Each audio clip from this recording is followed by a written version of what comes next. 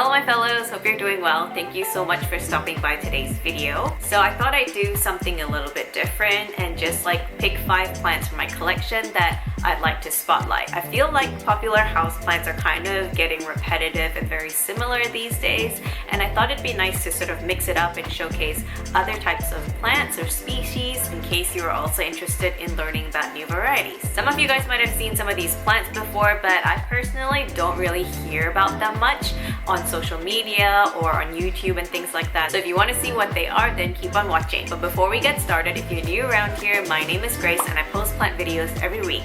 So if you're interested in content like this, feel free to hit that subscribe button and ring the notification bell so you get notified when next week's video is out. First plant on the list is actually a wish list plant from the start of the year. You might remember if you watched my wish list video from 2021, and that is the Porphyrophyllum, this absolutely gorgeous beauty. It's got heart-shaped leaves, it's kind of velvety, it's got this deep color with pink veins. Absolutely stunning, and I put it on a heart trellis that I got on eBay. As beautiful as it is, if you own a piper, you'll know that they're not the easiest to care for. They can be a little bit finicky when it's in the colder temperatures, and also they're quite demanding when it comes to watering. This can be a little bit of hit or miss depending on your environment and also your sort of watering habits. But personally, I've had this plant for quite a while now and it's been doing relatively well in my care, especially in my grow tent. I'm not sure if this is the easiest to find, but they are very popular in Indonesia, and if you are in the United States or somewhere else where you can import these plants, they are relatively cheap. I don't think that they go for exorbitant prices. So if you like the look of this plant, definitely 100% recommend. Second plant on the list is this guy that I did show in my previous video, so you guys might be sick of it already, but I just can't get enough of this Begonia Connie Boswell. If you recall, it hasn't been this bushy, or it was, you know, a little bit less dense in foliage, but look at it now, it is just really filling out. Sorry, there's a truck going by, but yeah, look at it, it is doing so well. There are a lot of new growth that are shooting out through the nodes. I'm not sure if you can see, like this one here, and also this one here, and that's the sort of growth pattern that it has. It just sort of branches out from, you know, these leaves. I'll show you the back of it. I think I did show this guy in the previous video as well, and I showed you all the new growth, but just want to give you an update on what the new growth are doing. You can see there's so many of these new guys popping out. I love the palmate leaf shape. I mentioned this before, it looks like little sparklers to me. But yeah, just simply can't get enough of it. I hope you're enjoying this video so far, guys. If you are, please do me a favor and like this video. It really helps out my channel, and while you're at it, leave me a comment down below. I'd really love to chat to you guys. Next on the list is a Calathea, and this is the Calathea Cora, if I'm not mistaken. It might go by a different name, which I can't remember off the top of my head, so I'll leave it in the screen below. This is a Calathea that I have been coveting for like over a year. When I was in my Calathea phase, I missed out on it and I haven't been able to find it since, but it's come back in stock recently, so I grabbed 2 of them and I've actually potted them 2 together. You might be able to tell it's 2 separate plants that I potted together to make a bushier look, because I'm really impatient like that.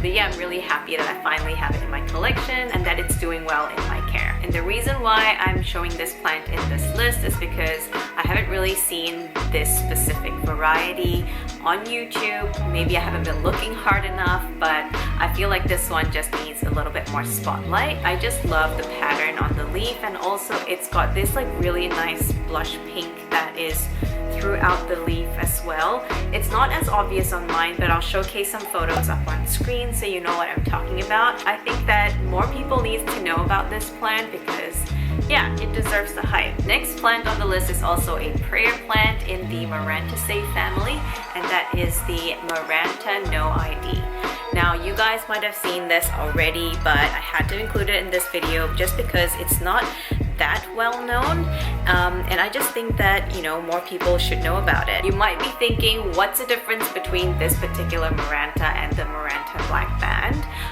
and the telltale sign is in the veination. It has this like really intricate patterning down the middle that's not present in the black Maranta, which I think is just absolutely gorgeous. So this is one that I think more people should have in their collection, especially if you are into your Marantas, like the lemon lime Maranta, Maranta Leucanura. I think you'll really like this one. They're really fast growers when you get the care right, and like other Marantas, you just need to keep it well hydrated and in a humid environment. I actually have a little one here that wasn't really doing very well. All the leaves reverted back to the juvenile form, and so I cut it back, put it in a cloche to increase humidity, and next thing you know, it's put out two beautiful new leaves. You can tell the coloration on this one's a lot more intense than these ones here, and that's because the color does fade over time and become a little bit more like that. But yeah, overall, I think that the Maranta NoID has got to be one of my favorite types of Marantas because of the beautiful veining. Last but not least is this beautiful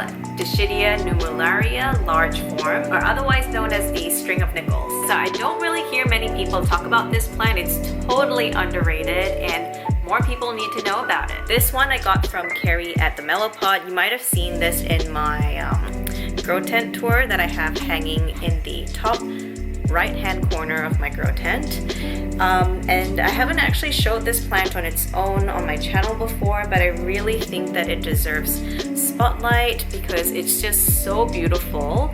The leaves are this like pale, like dusty sort of green color. It's got this whitewash to it, which I really enjoy the look of, which is quite a unique color in my opinion. And I also really like the growth pattern of it. It's just so cute and button-like. This one here is not the easiest to find. I think the regular form that's a little bit smaller is easier or more common. But you know, if you specifically look for the large form, I'm sure you'll be able to find it. And these guys don't really go for too much in my opinion, unless you're looking for a full basket. I did see on Facebook Marketplace someone selling cuttings for like $25 for maybe 10 cuttings or something like that. I didn't follow up on them because I wanted a basket that was ready to go.